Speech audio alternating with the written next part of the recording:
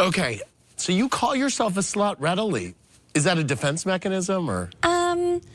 I heard some of the gossip going into what the ladies were saying about the way I dressed and what they were saying, because I was single and I talk about dating and I talk about sex, and there was whispers, and, you know, I really don't care. I'm not a slut. I mean, like I said, I wish I was, because sex is fun, but, you know, I joke around a lot, so. Camille, what did you think of Brandi calling herself a slut? I think she's a riot. I think it's funny, and I think it's very self-deprecating, and I don't think she believes she's a slut. So we got a lot of emails about your bikini in Hawaii. Bikini? Right? Which one? And so, you know, Luella from Daphne, Alabama said, Brandi, in Hawaii, why did you feel the need to be so exposed in front of a group of married men? Oh, who was married? Maurizio and my Ken? husband. Two men. Exactly. Who else? Oh, Paul was there, but... Right. But it was, she's used to walking around that's naked. a question mark right there. No, it's not a question mark. We're married. She's used to walking around naked. I'm joking.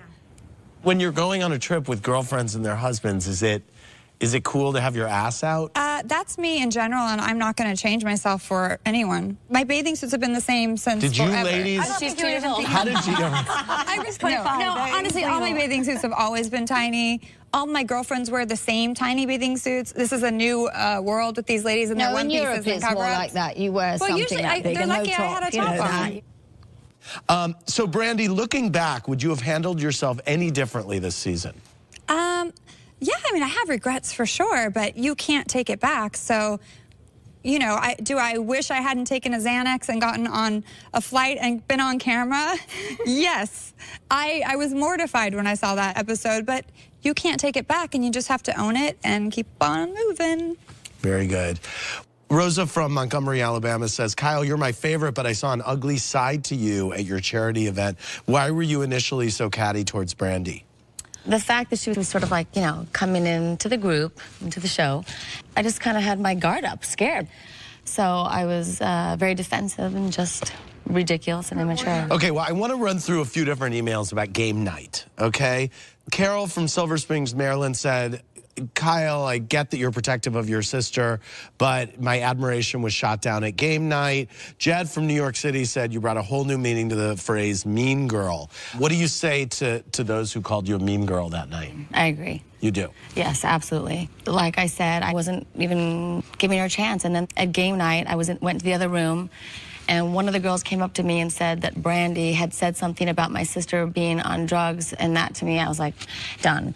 And I was already very stressed out with my sister at that time. I was very, very on edge anytime my sister and I were together. So the whole evening was a disaster, and I felt very badly about that. And Duke from Bowling Green, Kentucky says, Brandi, you weren't innocent. You actually threatened to kill Kyle. Do you take any blame for game night turning into a flaming ball of hate? Yeah, absolutely, I do. I take responsibility for losing my temper, but, you know, you can only be pushed so far, and I felt like I was being bullied in a room, and I had no friends, and it just continued and continued, and everyone has a breaking point, and when I get to my breaking point, I fight back. Did you cross the line when you accused Kim of being on crystal meth? Do I regret saying that specifically? Yes, but the truth is she was on something, and she was in and out of the bathroom all night, and she's in rehab now, so clearly I wasn't wrong. Do you think... Well, you're wrong about what it was, and that was a very serious accusation, which is why I got so defensive, because I know that once you say something like that in front of the cameras, it's going to follow you. Rhonda from Bremerton, Washington said, Kyle, considering that Kim is in rehab now, do you owe Brandi an apology? Oh, I apologized to Brandi a long time ago, but nothing to do with my sister being in rehab. It was a dark weekend, and after the fact, I got a long text from Kyle, and I owned up to my part, but then I wasn't feeling like they were accepting any responsibility, like, for a long time. Like, yeah, you're like, but you were the one that did something wrong.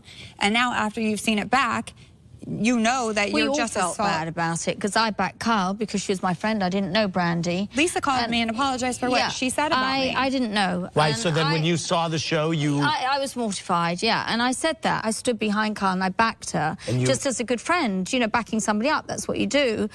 But then when I saw it played back, I realized that it really wasn't how it'd been explained to me.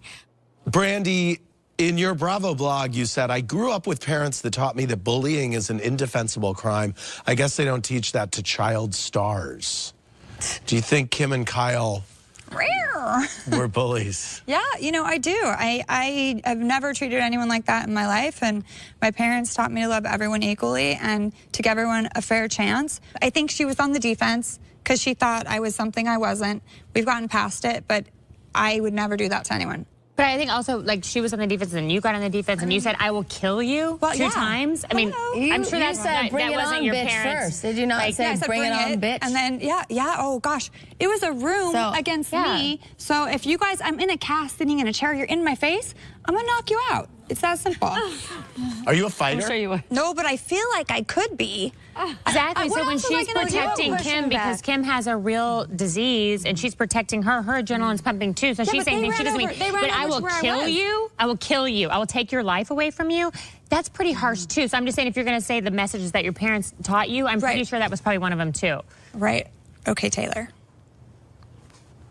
Yeah, but it's a figure of speech, going back to that. I will effing kill you. And that was like... Is that a figure of speech? No, but it was as you really it kind think of... I meant as it? it went like that, it wasn't kind of a calculated... we all saw it, you know, it was just like, So, talk to me about hiding the crutch. I didn't do that. This is what's interesting about that. I did not do that. Kim hid the crutch. And the truth is, she came to me and said later, I'm just kidding, it's right behind her sofa. But nobody knew that.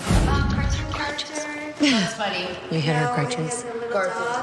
I did not do that. I would never do something like that. But you knew about it. You had knowledge of it, and you laughed. Yes, she told me and she laughed, but she also told me it's back there, it's right there. So that they didn't see on camera. Maybe you should have told me.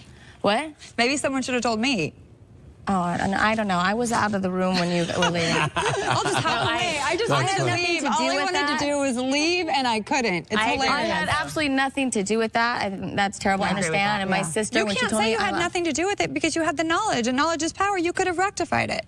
Which is it? I'm just saying you can't go there. That's rest. I thought we already give it a rest. I thought we already. Well, I'm asking about it. I know, but she knows I didn't do that. She knows it wasn't me.